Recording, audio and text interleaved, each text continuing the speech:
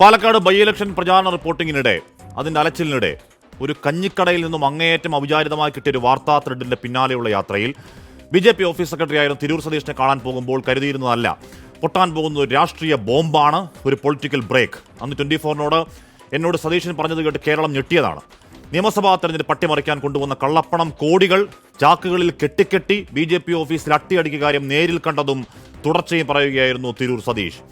അപ്പറഞ്ഞ സതീഷിന്റെ credibility ചോദ്യം ചെയ്ത വ്യാജങ്ങൾ പറഞ്ഞതല്ലാതെ, ആ വാർത്ത റിപ്പോർട്ട് ചെയ്ത ഹാഷ്മി ഏതോ PR കമ്പനിയിൽ ജോലി ചെയ്തിരുന്നു എന്ന പച്ചക്കള്ളം പറഞ്ഞതല്ലാതെ, RSSലൂടെ പ്രവർത്തനം തുടങ്ങി പ്രത്യയശാസ്ത്ര പ്രതിബദ്ധതയിൽ BJPയിലേക്ക് വന്ന സതീഷിന്റെ വെളിപ്പെടുത്തലുകൾക്ക് ഇനിയും മറുപടി പറഞ്ഞിട്ടില്ല BJP നേതൃത്വം. അതിനിടയിലാണ് സതീഷിനെ ഒന്ന് കേൾക്കുക പോലും ചെയ്യാതെ കൊടകര കേസിൽ ED കുറ്റപത്രം. കള്ളപ്പണമെന്നാൽ രാജ്യദ്രോഹമെന്നാണ്, ഫിനാൻഷ്യൽ ടെററിസം, അതിനെതിരെ യുദ്ധം പ്രഖ്യാപിക്കുന്നു വെറുതെ ചപ്പടാച്ചി അടിച്ചവർ. ആ കള്ളപ്പണ കേസ് കണ്ണിലെ കൃഷ്ണമണി പോലെ BJPയെ കാത്തുരക്ഷിച്ച് 6 അടി മണ്ണിൽ അടക്കുകയാണ് ED. ഹൈവേ റോബറിയും അതിൽ മോഷ്ടിച്ച പണത്തിലും മാത്രമാണ് EDയുടെ സെലക്റ്റീവ് കണ്ണ്. ഇലക്ഷൻ മുഖത്തേക്ക് ഒഴുകിയെത്തിയ പൂത്ത കോടികളിൽ ഉയർന്ന ചോദ്യങ്ങൾക്ക് മറുപടിയായോ ED കുറ്റപത്രം? അയോധ്യ വിധിയിൽ സ്വരാജ് ചോദിച്ചതുപോലെ വർത്തമാനകാല ഇന്ത്യയിൽ മറിച്ചൊരു വിധി ഉണ്ടാകുമെന്ന് നിഷ്കളങ്കരെ നിങ്ങളിപ്പോഴും പ്രതീക്ഷിച്ചിരുന്നോ? പ്രിയ പ്രേക്ഷകർക്ക് എൻകൗണ്ടർ പ്രൈമിലേക്ക് സ്വാഗതം.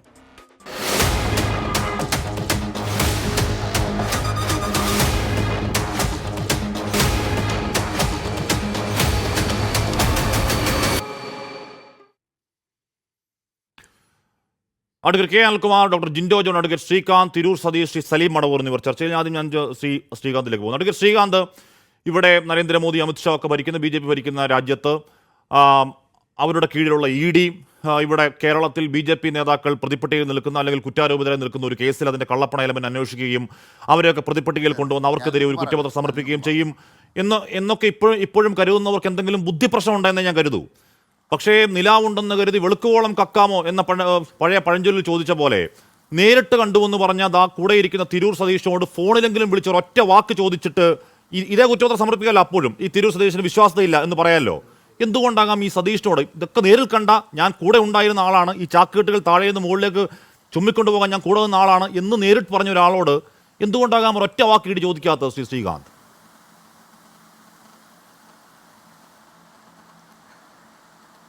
കുറേ കാലമായിട്ട് BJPക്കെതിരെ നടത്തുന്ന കള്ളപ്രചരണങ്ങളെല്ലാം പൊളിഞ്ഞുപോയി. BJP ഇത്തരം പ്രചരണങ്ങളെല്ലാം അതിജീവിച്ചുകൊണ്ട് കോടതികളിലും അതുപോലെ തന്നെ നിയമപരമായിട്ടും അതുപോലെ ജനങ്ങളുടെ കോടതിയിലും അതിനെയൊക്കെ അതിജീവിച്ച് വളരെ ശക്തമായിട്ട് മുന്നേറിക്കൊണ്ടു പോകുന്ന സാഹചര്യമാണ്. ഈ 2021 നിയമസഭാ ഇലക്ഷൻ കഴിഞ്ഞതിന് ശേഷം BJPക്കെതിരെ നടത്തിയിട്ടുള്ള വ്യാപകമായിട്ടുള്ള അപപ്രചരണങ്ങൾ അത് കോടതികൾ തള്ളിക്കളഞ്ഞിട്ടുള്ളതാണ്. അതിനുശേഷം ജനങ്ങൾ 2024 ലോക്സഭാ തെരഞ്ഞെടുപ്പിൽ തള്ളിക്കളഞ്ഞു. അതിനുശേഷവും പല കള്ളക്കഥകൾ അതിൻ്റെ തുടർച്ചയായിട്ട് നടത്താൻ വേണ്ടിയിട്ട് പലരും ശ്രമിച്ചു. അതൊക്കെ അതിജീവിച്ച് ഭാരതീയ ജനതാ പാർട്ടി അതിശക്തമായിട്ട് രാഷ്ട്രീയമില്ലെന്നാണല്ലോ വെപ്പ്, അല്ലേ? EDക്ക് രാഷ്ട്രീയമില്ലെന്നാണല്ലോ വെപ്പ് ശ്രീകാന്ത്. ED അന്വേഷണ ഏജൻസിയാണ്, രാജ്യത്തെ പ്രീമിയർ അന്വേഷണ ഏജൻസി. ED അന്വേഷിക്കുന്നത് എന്താണ്? ED അന്വേഷിച്ചത് കള്ളപ്പണമാണ്. ആണേ, കേരള പോലീസ് അന്വേഷിച്ച് പൂർത്തിയാക്കി ഈ ലിങ്കുകൾ ചൂണ്ടിക്കാട്ടി അതിനുള്ള തെളിവുകളുമായി ED അന്വേഷിക്കണമെന്ന് ആവശ്യപ്പെട്ടുകൊണ്ട് കോടതിയിൽ കുറ്റപത്രം സമർപ്പിക്കുന്നു, അല്ലേ? വൈകിയാണെങ്കിൽ ED അന്വേഷിക്കുന്നു, അല്ലേ? ED അന്വേഷിക്കുന്ന ഈ കള്ളപ്പണ കേസാണേ. തിരൂർ സതീഷ് എന്ന് പറയുന്ന നിങ്ങളുടെ മുൻ ഓഫീസ് സെക്രട്ടറി ഇതുമായി ബന്ധപ്പെട്ട് നിർണായകമായ വെളിപ്പെടുത്തൽ നടത്തിയേ പേരിനെങ്കിലും ഒന്ന് വിളിച്ച് ചോദിക്കാത്ത എന്തുവാണോ താനിങ്ങനെ പറയുന്നത് എന്നൊരൊറ്റ വാക്ക് ചോദിക്കാൻ മടിയെന്താകും EDക്ക്? ശ്രീകാന്ത്, ഈ EDക്ക് എന്താ മടിയെന്നുള്ളത് പറയേണ്ട ഉത്തരവാദിത്വം എനിക്കില്ല. ഇവിടെ സ്വാഭാവികമായിട്ടും ഈ 2021 സംഭവങ്ങൾ 2024 വരെ ഒന്നും പറയാതെ പെട്ടെന്ന് പാർട്ടി ഓഫീസിൽ നിന്ന് പുറത്താക്കിയ ഒരാളുടെ ജൽപ്പണ, ആ ജൽപ്പണ കേട്ടിട്ടാണോ നമ്മൾ വിധി പറയേണ്ടത്? ചർച്ചയിൽ ശ്രീ ആഷ്മി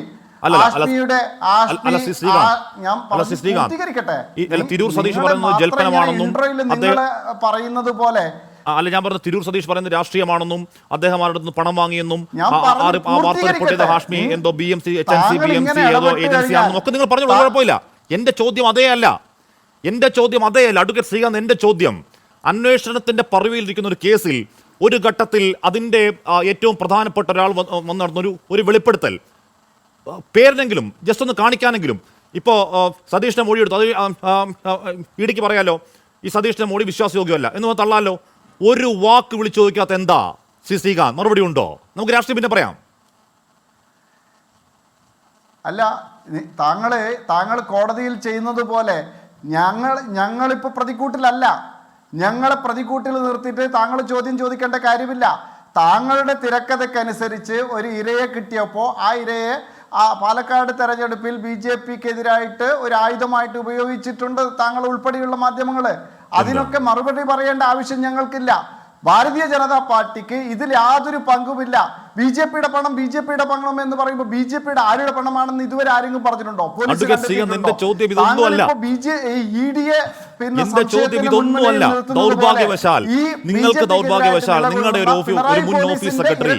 എന്തുകൊണ്ട് താങ്കൾ സംശയിക്കുന്നില്ല? നിങ്ങളുടെ ഒരു മുൻ ഓഫീസ് സെക്രട്ടറി ആ ഓഫീസിലേക്ക് കള്ളപ്പണം കൊണ്ടുവന്നു. കള്ളപ്പണം എന്നാൽ രാജ്യദ്രോഹമാണ് കേട്ടോ. നമ്മൾ കള്ളപ്പണത്തിനെതിരെ യുദ്ധം പ്രഖ്യാപിച്ച ഒരു രാജ്യമാണ് കേട്ടോ. അങ്ങനെ രാജ്യദ്രോഹ കുറ്റം ചെയ്തു വന്നും അട്ടിയടിക്കിയ കോടികൾ മുകളിലേക്ക് കൊണ്ടുപോകും ഞാൻ നേരിൽ കണ്ടതാണെന്നും അതിൻ്റെ തുടർച്ചയിൽ ഇന്ന കാര്യങ്ങൾ ഉണ്ടായെന്നും അതിൽ ആർക്കൊക്കെ പണം പോയി എന്നും നേരിൽ കണ്ട ഒരു ഓഫീസ് സെക്രട്ടറി പറഞ്ഞു. ഇനി അയാൾ പറഞ്ഞ് കള്ളമാണെന്നിരിക്കട്ടെ, അത് നിങ്ങൾ പറയൂ കള്ളമാണെന്ന് പറയൂ, അല്ലെങ്കിൽ അത് കേസ് ആരും പറഞ്ഞോട്ടെ.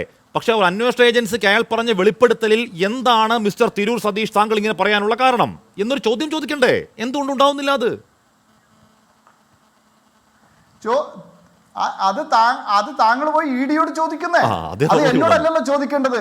ഞങ്ങളായിട്ട് ഈ ഒരു ബന്ധമില്ലാത്ത ഒരു കാര്യത്തിന് നിങ്ങൾ ഇങ്ങനെ ചോദ്യം ചെയ്ത് ഞങ്ങളെ പ്രതിക്കൂട്ടിൽ നിർത്താമെന്ന് വിചാരിച്ചിട്ടുണ്ടെങ്കിൽ നടക്കില്ല ശ്രീ ആഷ്മി, അതൊന്നും നടക്കില്ല. കാരണം താങ്കളെ ഉൾപ്പെടെയുള്ള മാധ്യമങ്ങൾ ഇതുപോലൊരു കള്ളക്കഥ ഉണ്ടാക്കിയതാണ് മഞ്ചേശ്വരത്ത്.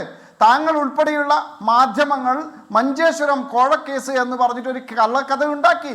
അന്ന് മാധ്യമങ്ങളുടെ മുമ്പിൽ ഉൾപ്പെടെ ഇവിടുത്തെ പോലീസ് ഉദ്യോഗസ്ഥന്മാരുടെ മുമ്പിൽ ഞാൻ സ്വന്തം ഇഷ്ടപ്രകാരമാണ് ഭാരതീയ ജനതാ പാർട്ടിയിൽ ചേർന്നതാണെന്ന് പറഞ്ഞ് അന്നത്തെ BSPയുടെ സ്ഥാനാർത്ഥിത്വം പിൻവലിച്ചപ്പോൾ ആ പിൻവലിച്ച് 2 മാസം കഴിഞ്ഞ് പുതിയ ഒരു കഥയുണ്ടാക്കിയിട്ട് ഇവിടെ പ്രചരണം നടത്തിയപ്പോ അതിന്റെ പിന്നാലെ CPMന്റെ നേതാവ് പോയി അവിടെ ഒരു കുറ്റപത്രം കൊടുത്തപ്പോ ആ കുറ്റപത്രത്തിന് കടലാസിന്റെ വില പോലും കൊഴിപ്പിച്ചില്ല ബഹുമാനപ്പെട്ട കോടതി. ഒറ്റ ഏറാണ്, ഏത് വിചാരണക്ക് പോലും എന്ന് പറഞ്ഞ് നമുക്കത് സമയം ചർച്ച ചെയ്യാം. പക്ഷെ എന്റെ ചോദ്യം ഇപ്പോൾ നിൽക്കുകയാണ്, അത് പോയി EDയോട് ചോദിക്കൂ എന്ന് പറയാനേ അങ്ങേക്ക് മറുപടി ഉള്ളൂ. അത് ആർക്കും മറുപടി, അങ്ങേക്ക് നല്ലത് ആർക്കും മറുപടിയില്ല. അത് അങ്ങേക്കെന്നല്ല ആർക്കും മറുപടി. ഞാൻ അങ്ങനെയൊക്കെ എത്താം. ശ്രീ തിരൂർ സതീഷ്, അങ്ങനെയല്ലെന്നേ, ഇത് വാസ്തവമല്ലേ? ഇതിനേക്കാളും ഗംഭീരമായിട്ട് ആരോപണം ഉന്നയിച്ചതല്ലേ? എന്റെ ചോദ്യം അതല്ലല്ലോ, താങ്കൾക്കറിയാം എന്റെ ചോദ്യം അതല്ല. അത് എവിടെ പോയി? ഇല്ല എന്റെ ചോദ്യം അതല്ല. വിചാരണക്ക് പോലും നേരിടാനുള്ള വിശ്വാസത ഇല്ലാത്ത ഒരു കുറ്റപത്രമാണ്. എന്റെ ചോദ്യം അതല്ല. എന്റെ ചോദ്യം രാജ്യത്തിന്റെ നിയമ സംവിധാനങ്ങളുടെ കണ്ണുവെട്ടിച്ച്, എന്റെ ചോദ്യം രാജ്യത്തിന്റെ നിയമ സംവിധാനങ്ങളുടെ കണ്ണുവെട്ടിച്ച് രാജ്യത്തിന് ദ്രോഹം ഉണ്ടാക്കുന്ന രീതിയിൽ 10-40 കോടി കേരളത്തിലേക്ക് വന്നു. അത് വന്നതിൽ ഒരു എന്തുമായിക്കോട്ടെ XOR ഒരു വെളിപ്പെടുത്തൽ നടത്തിയ ഒരാളോട് എന്തുകൊണ്ട് ചോദ്യം ചോദിച്ചില്ല എന്നതിന്റെ ചോദ്യം. വേറെ ആൾക്കുണ്ടോ? ഈ സലീം മടവൂർ എന്ന് പറഞ്ഞ നമ്മുടെ ചർച്ചയിലിരിക്കുന്ന ആൾ, അതേ പരാതിക്കാരൻ ഹൈക്കോടതിയിലേക്ക് പോയ ആളാണ്. പരാതിക്കാരോട് പോലും ഫോണിൽ വിളിച്ച് ചോദിച്ചിട്ടില്ല എന്താണ് മിസ്റ്റർ സലീം താങ്കൾ ഈ പരാതി കൊടുക്കാനുള്ള കാരണം. ആരോടും ഒന്നും ചോദിച്ചിട്ടില്ല. കുറ്റപത്രം കൊണ്ട് സമർപ്പിക്കുക. ആൾക്കാർ ചിരിക്കില്ലേ ശ്രീകാന്ത്? ആൾക്കാർ ചിരിക്കില്ലേ? ഒന്നുമല്ല, രാജ്യത്തെ ഒരു പരമോന്നത അന്വേഷണ ഏജൻസി അല്ലേ? ഒന്നുമല്ല, രാജ്യത്തെ ഒരു പരമോന്നത അന്വേഷണ ഏജൻസി അല്ലേ? ഇങ്ങനെ അപഹാസ്യമാകാമോ ശ്രീ ശ്രീകാന്ത്? ഇങ്ങനെ അപഹാസ്യമാകാമോ? ശ്രീ ആഷ്മി, താങ്കളെ ഞങ്ങളെ ചർച്ചയ്ക്ക് വിളിച്ചിട്ടുണ്ടെങ്കിൽ ഞങ്ങൾക്ക് സമയം അനുവദിക്കണം. അതല്ലാതെ താങ്കൾ കുറെ ചോദ്യം ചോദിക്കുക, താങ്കളുടെ ചോദ്യത്തിന് താങ്കൾ പ്രതീക്ഷിക്കുന്ന ഉത്തരം ഞങ്ങൾ തരണമെന്ന് പ്രതീക്ഷിച്ചിട്ട് താങ്കൾ വിളിക്കേണ്ട ചർച്ചയ്ക്ക് എന്തിനാ ചർച്ചയ്ക്ക് വിളിക്കുന്നത്? നിങ്ങൾ ചോദിച്ച ചോദ്യത്തിന് മറുപടി നിങ്ങൾ പ്രതീക്ഷിക്കുന്ന രീതിയിൽ പറയാൻ പറ്റില്ല. ഞങ്ങളുടെ പാർട്ടിയുടെ നിലപാടാണ് പറയേണ്ടത്. അല്ലാണ്ട് നിങ്ങൾ തന്നെ പരാതിക്കാരനാവുക, നിങ്ങൾ തന്നെ പ്രോസിക്യൂട്ടർ ആവുക, നിങ്ങൾ തന്നെ ഇൻവെസ്റ്റിഗേറ്റർ ആവുക, നിങ്ങൾ തന്നെ വിധി പറയുക എന്ന ഈ നിലപാടുണ്ടല്ലോ, അത് അംഗീകരിക്കാൻ പറ്റില്ല. നിങ്ങൾ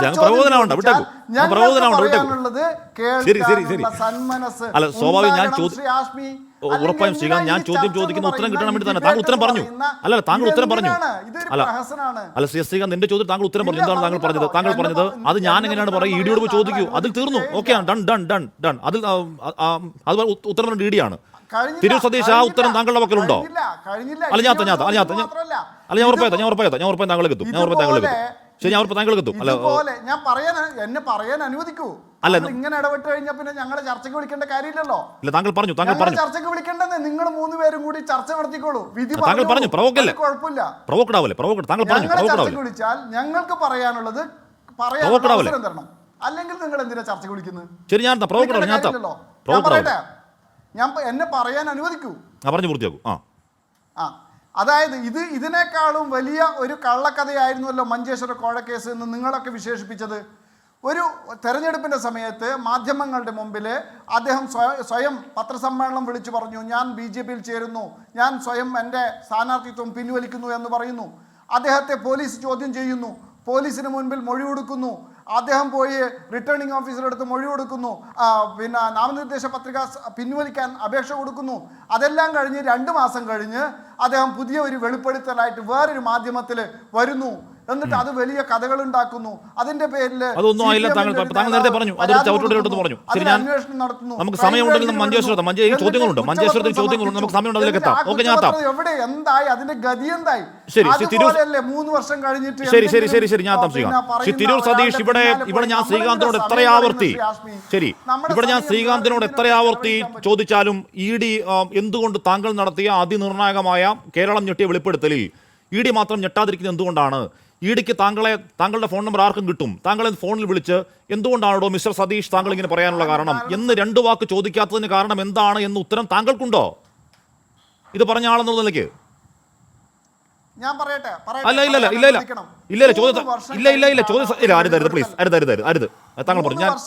സതീഷോടാണ്. അതായത്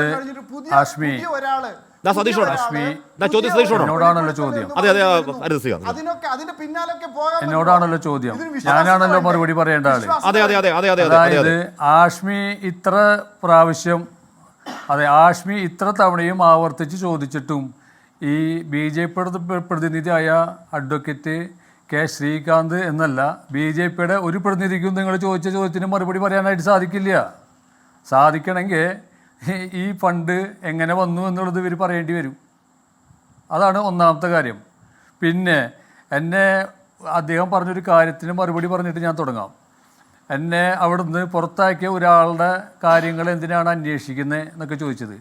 എന്നെ പുറത്താക്കിയത് ആരാ നിങ്ങളോട് പറഞ്ഞ്?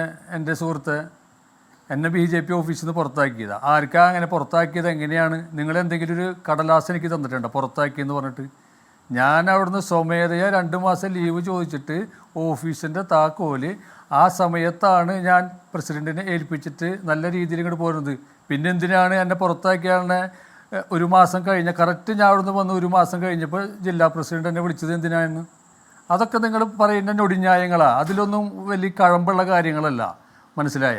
പിന്നെ വേറൊരു കാര്യം പറയണത്, ഇദ്ദേഹം ഈ ആഷ്മി വീണ്ടും ആവർത്തിച്ച ചോദ്യങ്ങൾക്ക് ഒരു മറുപടിയും പറയാൻ സാധിക്കില്ല. എന്താ കാരണം എന്ന് വിചാരിച്ചാൽ ഇത് ചെയ്തിട്ടുള്ള ആളുകൾക്കാണ് ഇതിന് മറുപടി പറയാനായിട്ട് സാധിക്കുള്ളൂ. ED ഇപ്പോൾ കൊടുത്തത് കുറ്റപത്രം കൊടുത്തു, അതിൽ നേതാക്കന്മാർക്കൊന്നും പങ്കില്ല എന്ന് പറഞ്ഞു എന്നാണ് ഇപ്പോൾ ഞാൻ അറിഞ്ഞിട്ടുള്ളത്. ED കൊടുത്തിട്ടുള്ളത് കുറ്റപത്രമല്ല, ശരിക്കും BJP നേതാക്കൾക്ക് വേണ്ടിയിട്ട് താമ്രപത്രമാണ് കൊടുത്തിട്ടുള്ളത്, മനസ്സിലായോ? അല്ലാണ്ട് അത് കുറ്റപത്രം എന്നല്ല ഇതിനെ പറയാ.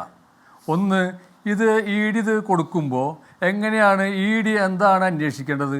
പോലീസ് അന്വേഷിച്ച് കണ്ടെത്തിയ കാര്യങ്ങൾ എന്താണ്? പോലീസ് എന്താണ് EDക്ക് മുന്നിൽ സമർപ്പിച്ചിട്ടുള്ള രേഖകൾ എന്താണ്? അതിനെക്കുറിച്ചിട്ട് അന്വേഷിക്കണ്ടേ? കള്ളപ്പണം വന്നു എന്ന് പറയുമ്പോൾ കള്ളപ്പണം വന്നതിൻ്റെ ഉറവിടം എവിടെ? അതാണല്ലോ ED അതിൽ നിന്നാണല്ലോ തുടങ്ങേണ്ടത്.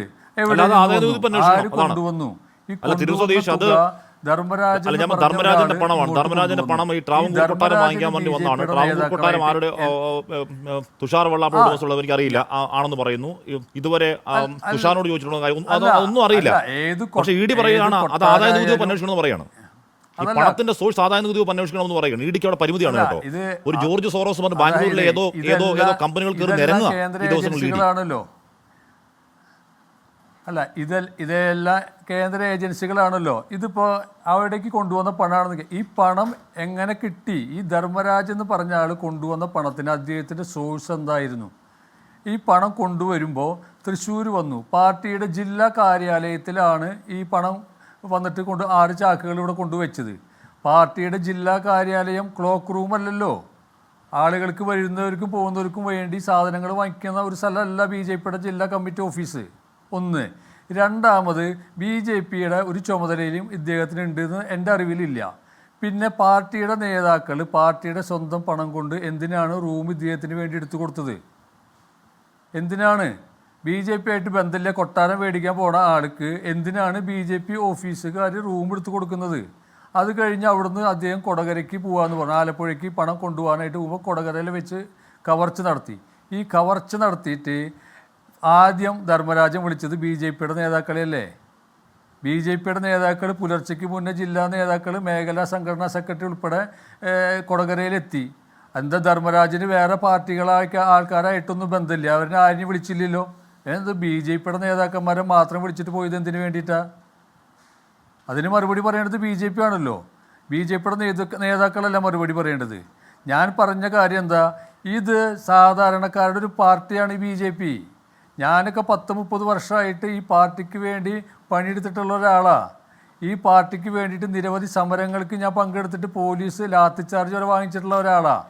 മനസ്സിലായ? ഞാൻ പഠിച്ചിട്ടുള്ള BJPയുടെ ശൈലി ഇതല്ല ഞാൻ പഠിച്ചിട്ടുള്ളത്. ഇങ്ങനെയല്ല BJPയുടെ പ്രവർത്തനം ഞാൻ പഠിച്ചിട്ടുള്ളത്. ഇതിപ്പോൾ എങ്ങനെയാണെന്നുണ്ടെങ്കിൽ പാർട്ടിയുടെ ഓഫീസിൽ പണം ഇലക്ഷന് വേണ്ടിയിട്ട് പണം വരിക, പാർട്ടിയുടെ ദേശീയ നേതാക്കൾ തൃശ്ശൂർ വരുമ്പോൾ അതിന് വേണ്ടിയിട്ടൊരു പണം വരിക, ഇത് കൂടാണ്ട് പുറമെയുള്ള പിരിവുകൾ നടത്തുക. ഇതൊക്കെയാണോ? ഇതിന് വേണ്ടിയിട്ടാണോ രാഷ്ട്രീയ പ്രവർത്തനം അല്ലെങ്കിൽ ചുമതലകൾ കൊണ്ടു നടക്കുന്നത്? ഞാനത് പഠിച്ചിട്ടില്ല. BJPയുടെ ഒരു പ്രവർത്തകനും അങ്ങനെ ഉദ്ദേശിക്കുന്നുണ്ടാവില്ല.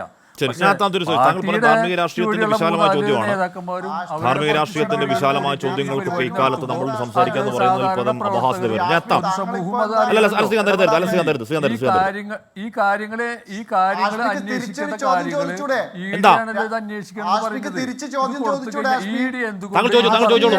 എന്നോട് ഈ കാര്യങ്ങൾ എന്നെ ചോദിച്ചിട്ടില്ല. എന്നോട് കാര്യങ്ങൾ ഞാൻ പറഞ്ഞു കേട്ടെ, നിങ്ങൾ സംസാരിച്ചില്ലേ? ഞാൻ പറഞ്ഞു കേട്ടെ, എന്നിട്ട് സംസാരിക്കും. ഞാൻ മറുപടി പറയാം. ഞാൻ മറുപടി പറയാന്നേ.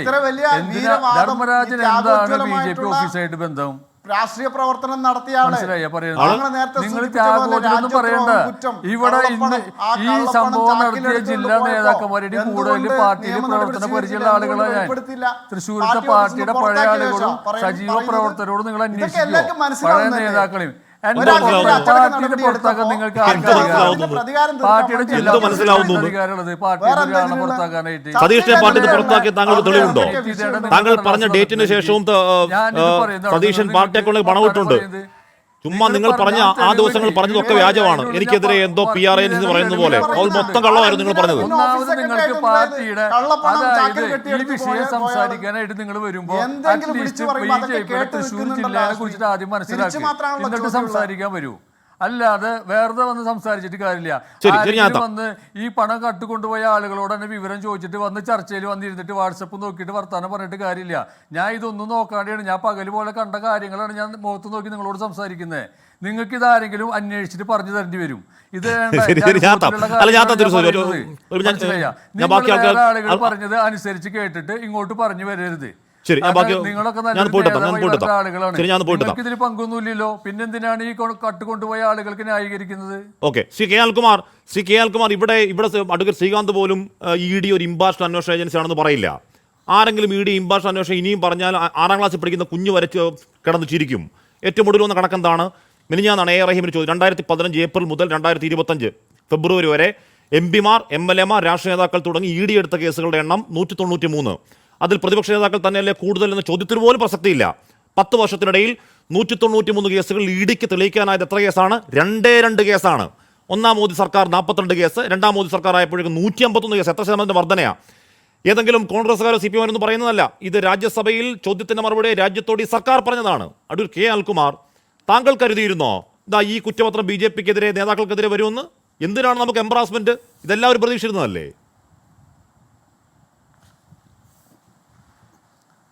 അല്ല, ഈ രാജ്യ ചരിത്രത്തിൽ ആദ്യമായിട്ടാണ് ED ഇപ്രകാരം തുറന്നു കാട്ടപ്പെടുന്നത്. ഒരു സംസ്ഥാനത്തെ പോലീസ് BJP ഇന്ത്യ രാജ്യം ഭരിക്കുമ്പോൾ ആ BJPയുടെ നേതാക്കന്മാർ നടപ്പാക്കിക്കൊണ്ടിരിക്കുന്നത് കള്ളപ്പണത്തിൻ്റെ പരിപാടിയാണ്, തെരഞ്ഞെടുപ്പിന് വേണ്ടി ഇത് ദുർബാധ ഉപയോഗിക്കുന്നു എന്ന് നമ്മുടെ മുമ്പിൽ വന്ന ഒരു ചെറിയ പിടിച്ചുപറി കേസിനെ ഉപയോഗിച്ചുകൊണ്ട് അതിൻ്റെ മുഴുവൻ കാര്യങ്ങളെയും വെളിച്ചത്ത് കൊണ്ടുവന്നു എന്നതിൽ കേരള പോലീസിനെ അഭിനന്ദിക്കണം. ഇപ്പം തൽക്കാലം ഇ ഡി നിയമത്തിൻ്റെ വാഴ്ചയിലൂടെ BJP നേതാക്കളെ രക്ഷപ്പെടുത്തിയിട്ടുണ്ട് എന്നവർക്ക് ആശ്വസിക്കാം.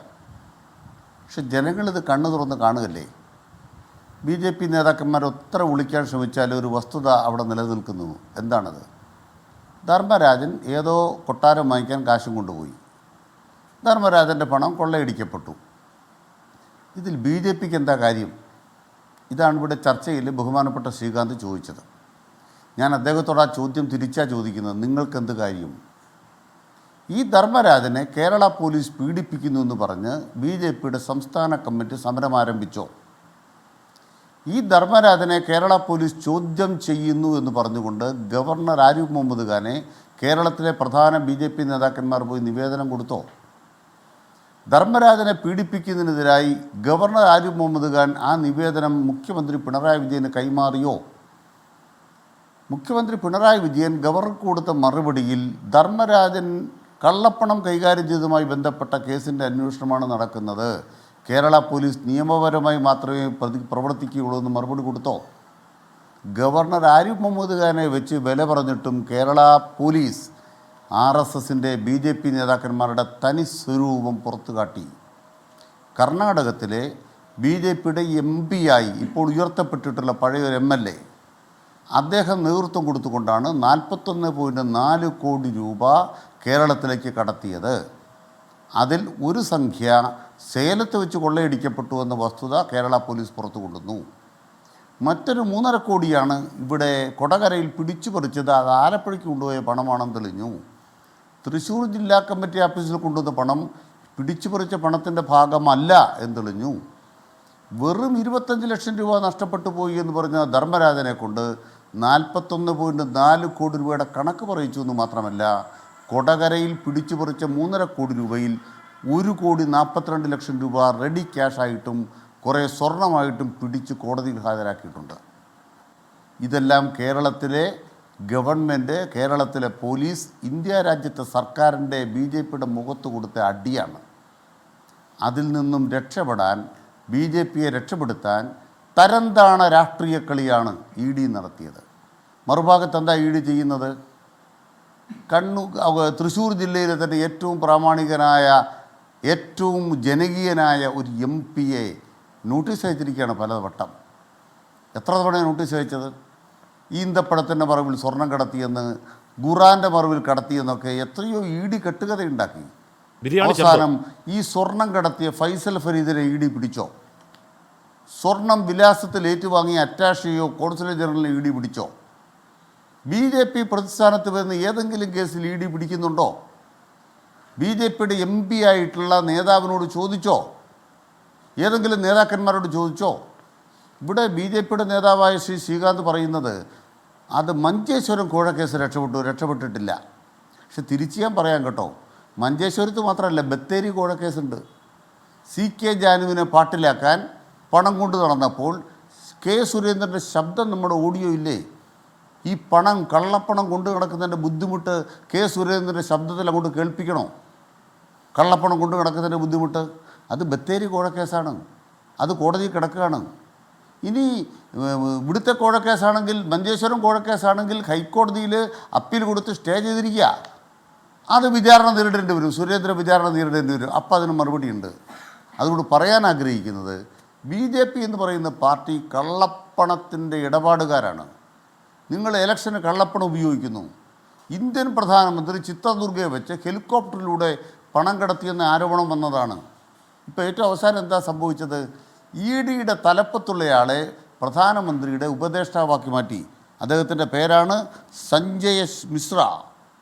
സഞ്ജയ് മിശ്രയെ പ്രധാനമന്ത്രിയുടെ ഉപദേഷ്ടാവാക്കി മാറ്റിയിരിക്കുക. ഇത്രയും നാൾ EDയിൽ പ്രവർത്തിച്ച ആൾ പ്രധാനമന്ത്രിയുടെ ഉപദേഷ്ടാവാണ്. അതിനർത്ഥം എന്താണ്? പ്രധാനമന്ത്രിയുടെ ആഫീസ് പറയുന്ന പോലെ തുള്ളിക്കളിക്കുകയാണ്. ഈ തത്തയെ കൂട്ടിൽ പോലും അടയ്ക്കണ്ട. പ്രധാനമന്ത്രി പറയുന്നതിനും അമിത്ഷാ പറയുന്നതിനും നിർമ്മല സീതാരാമൻ പറയുന്നതിന് ചുറ്റും തുള്ളിക്കളിച്ചു. ശരിയാണ്. പക്ഷേ സഞ്ജയ് മിശ്രയ്ക്ക് ഒന്നല്ല 2 കാലാവധി നീട്ടിക്കൊടുത്തു. പറഞ്ഞത് കളവാണ്. സഞ്ജയ് മിശ്രയ്ക്ക് ഒന്നല്ല 2 കാലാവധി നീട്ടിക്കൊടുത്തു. അതിനുശേഷം 1 വർഷം കൂടി നീട്ടിക്കൊടുത്തു. സുപ്രീം കോടതി ഇടപെട്ടു. കാലാവധി നീട്ടിക്കൊടുത്തിട്ട് അതിനുശേഷമാണ് ഇപ്പോൾ ഓക്കെ, ഞങ്ങളിലെത്താം. സുപ്രീം കോടതി ഇടപെട്ടിട്ടാണ് തൽക്കാലം പറഞ്ഞു വിട്ടത്. അതെ, ഞങ്ങളിലെത്താം. സോ ജിൻഡോ, ഇവിടെ ഞാൻ അൽകുമാർ ഒരു കണക്ക് നേരത്തെ ഞാൻ റഹീമിൻ്റെ ചോദ്യത്തിന് മറുപടിയെ പറയാം. വേറൊരു കണക്ക് കൂടി പറയാം. 2014 മുതൽ ED അന്വേഷണം നേരിടുന്ന 25 പ്രതിപക്ഷ നേതാക്കൾ, BJP-യിലേക്ക് വന്നവരിൽ 23 പേരുടെയും കേസുകൾ അന്തരീക്ഷത്തിൽ ആവിയായി കേട്ടോ, ദീപ്ത സ്മരണ. ബാക്കി 2 കേസുകൾ അന്തരിക്കും മുൻപുള്ള മരവിപ്പിൽ ICUവിൽ ഊർദ്ധം വലിച്ചു കിടപ്പാണ്. അത് ആ കേസുകൾ അന്തരിച്ചൊന്നും അറിയില്ല. അജിത് പവാർ വൈറ്റ് വാഷ്ഡ്, പ്രഫുൽ പട്ടേലിനെ അലക്കി വെളുപ്പിച്ചു, സുവേന്ദു അധികാരി, മുകുൾ റോയ്, ഹിമന്ത ബിശ്വ ശർമ്മ മറുകണ്ഠം ചാടിയപ്പോൾ അലക്കി വെളുത്തവരാണ്. ബാക്കി നേതാക്കളെയും അവരുടെ കേസുകൾ ഏതൊക്കെയാണെന്ന് വേണമെങ്കിൽ നമുക്ക് പറയാം. ശ്രീ ജിൻഡോ, ഇത്തരത്തിൽ പ്രതിപക്ഷ നേതാക്കൾക്കെതിരെ മാത്രമേ കേസെടുക്കൂ എന്ന കാര്യം വളരെ വ്യക്തമാണ് എന്നതിനപ്പുറം അവിടെ നിന്ന് ചാടി ഇങ്ങോട്ടേക്ക് വന്നാൽ അവരുടെ കേസുകൾ ഇല്ലാതായി പോകും എന്നുള്ളത് കണക്ക് സഹിതം എവിഡൻ്റ് ആയിരിക്കെ ശ്രീ ജിൻഡോ ഈ കുറ്റപത്രത്തിൽ എന്തിനാണെന്ന് ഇത്ര എംബ്രാസ്മെന്റ്, എന്തിനാണ് പ്രതിഷേധം? ഇത് അണ്ടർസ്റ്റുഡ് ആണ്. അല്ല ഹാഷ്മി, ഈ കുറ്റപത്രത്തിൽ നമ്മൾ അത്ഭുതപ്പെടേണ്ടതില്ല എന്നുള്ള ഹാഷ്മിയുടെ നിരീക്ഷണം കറക്റ്റാണ്. കാരണം ഇന്ത്യയുടെ ചരിത്രത്തിൽ നരേന്ദ്രമോദി അധികാരത്തിൽ വന്നതിന് ശേഷം എൻഫോഴ്സ്മെന്റ് ഡയറക്ടറേറ്റ് ആയിക്കോട്ടെ, CBI ആയിക്കോട്ടെ, അല്ലെങ്കിൽ ഇൻകം ടാക്സ് ഉൾപ്പെടെയുള്ള ഡിപ്പാർട്ട്മെന്റുകൾ എടുത്തിട്ടുള്ള കേന്ദ്ര അന്വേഷണ ഏജൻസികൾ മൊത്തത്തിൽ എടുത്തിട്ടുള്ള കേസുകളൊക്കെ പ്രതിപക്ഷ രാഷ്ട്രീയ പാർട്ടികളെ നേതാക്കന്മാരെ വേട്ടയാടാൻ വേണ്ടിയിട്ട് എടുത്തിട്ടുള്ളതാണെന്നുള്ള കാര്യത്തിൽ തർക്കമില്ല. അതിൽ ഭയപ്പെട്ടുകൊണ്ട് അവരുടെ പാർട്ടിയിലേക്കോ മുന്നണിയിലേക്കോ ചേക്കേറുന്ന ആളുകളെ വൈറ്റ് വാഷ് ചെയ്യുന്നതും നമ്മൾ കണ്ടുകൊണ്ടിരിക്കുന്നതാണ്. അപ്പോൾ അനിൽകുമാർ പറഞ്ഞതിനോട് എനിക്കൊരു തിരുത്തുള്ളത്, ഈ കൊടകര കുഴൽപ്പണ കേസുമായി ബന്ധപ്പെട്ട, റോബറി കേസുമായി ബന്ധപ്പെട്ട വിഷയത്തിലല്ല ഈ രാജ്യത്തെ EDയുടെ സ്വഭാവം വെളിവാക്കപ്പെട്ടിട്ടുള്ളത്. ഇതിനു മുമ്പ് എടുത്തിട്ടുള്ള മുഴുവൻ കേസിലും നമ്മൾ പരിശോധിച്ചാൽ അറിയാം, ED രാഷ്ട്രീയ പ്രേരിതമായിട്ട് നരേന്ദ്രമോദിയുടെ ഇച്ഛയ്ക്കനുസരിച്ചിട്ട് പ്രവർത്തിക്കുന്ന ഒരു കേന്ദ്ര അന്വേഷണ ഏജൻസിയാണ്. അതുകൊണ്ട് ഇതിനപ്പുറത്തേക്ക് നമ്മളൊന്നും കാണേണ്ടതില്ല. രണ്ടാമത്തത്, ഈ EDക്കും ഇലക്ഷൻ കമ്മീഷനും അതുപോലെ ഇൻകം ടാക്സിനും ഈ ലെറ്ററെല്ലാം, റിപ്പോർട്ടുകളെല്ലാം അയച്ചുകൊണ്ട് അവരെല്ലാം നടപടി സ്വീകരിക്കട്ടെ എന്നുള്ള ആ വല്ലാത്ത നിഷ്കളങ്കതയിൽ രമിച്ചിരിക്കുകയായിരുന്നു കേരള പോലീസും കേരള സർക്കാരും. അവിടെയാണ് കോൺഗ്രസിൻ്റെ വിമർശനം. ഇപ്പോൾ അനിൽകുമാർ തന്നെ പറഞ്ഞു അവസാനിപ്പിച്ചെന്താ, ED പോലെയുള്ള കേന്ദ്ര അന്വേഷണ ഏജൻസികൾ നിഷ്പക്ഷമല്ല. അവരുടെ ചരിത്രം മുഴുവൻ പരിശോധിച്ചാൽ ഇത്തരത്തിലുള്ള ക്രമക്കേടുകളുണ്ട്. BJP നേതാക്കന്മാരെ വെള്ളപൂശുന്നതുകൊണ്ട്, പ്രതിപക്ഷ നേതാക്കന്മാരെ അവരുടെ പക്ഷത്തേക്ക് കൂറുമാറ്റാൻ വേണ്ടിയിട്ട് വൈറ്റ് വാഷ് ചെയ്യാൻ വേണ്ടിയിട്ട് ശ്രമിക്കുന്ന റെഫ്രിജറേറ്ററാണ് വാഷിംഗ് മെഷീനാണ് എന്നൊക്കെ നമ്മൾ കാണുന്നുണ്ട്. ഇതൊക്കെ അറിയുന്ന അനിൽകുമാറിന്റെ പാർട്ടി ഭരിക്കുന്ന കേരളത്തിലെ സർക്കാരും പോലീസും എന്തിനാണ് EDക്ക്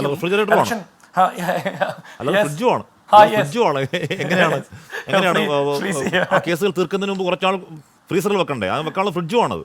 യെസ്, അങ്ങനെ നോക്കുമ്പോൾ അതും കറക്റ്റാണ്. അപ്പോൾ അങ്ങനെയൊക്കെ ഇരിക്കുന്ന EDയുടെ മുമ്പിലേക്ക് ഈ കേസെല്ലാം അയച്ചു കൊടുത്തിട്ട് ഞങ്ങളങ്ങ് നിഷ്കളങ്കത ചമഞ്ഞിരുന്നു എന്ന് പറയുമ്പോഴാണ് എൻ്റെ തർക്കം വരുന്നത്. ഞാൻ ചോദിക്കുന്നത്, ഇത് ഇലക്ഷനെ സ്വാധീനിക്കാൻ വേണ്ടിയിട്ട്, 2021 നിയമസഭാ തെരഞ്ഞെടുപ്പിനെ സ്വാധീനിക്കാൻ വേണ്ടിയിട്ട് BJPയുടെ നേതാക്കന്മാർ കൊണ്ടുവന്ന കള്ളപ്പണമാണ്. അത് പല കാലഘട്ടങ്ങളിലായിട്ട് 10-24 ട്രാൻസാക്ഷനിലൂടെ വിതരണം ചെയ്തു എന്നൊക്കെയാണല്ലോ കേരള പോലീസിൻ്റെ കണ്ടെത്തൽ. ആ കണ്ടെത്തൽ എന്തായാലും അനിൽകുമാർ തള്ളി പറയാൻ സാധ്യതയില്ല. അങ്ങനെയാണെങ്കിൽ എൻ്റെ ചോദ്യം നമ്പർ 1, ഇലക്ഷൻ സമയത്ത് പണം ഉപയോഗിച്ചു, പണം വിതരണം ചെയ്ത് ഇലക്ഷനെ സ്വാധീനിക്കാൻ ശ്രമിക്കുന്നത് കേരള പോലീസിന് നിയമപരമായിട്ട് കേസെടുക്കാൻ പറ്റുന്ന വകുപ്പാണ്.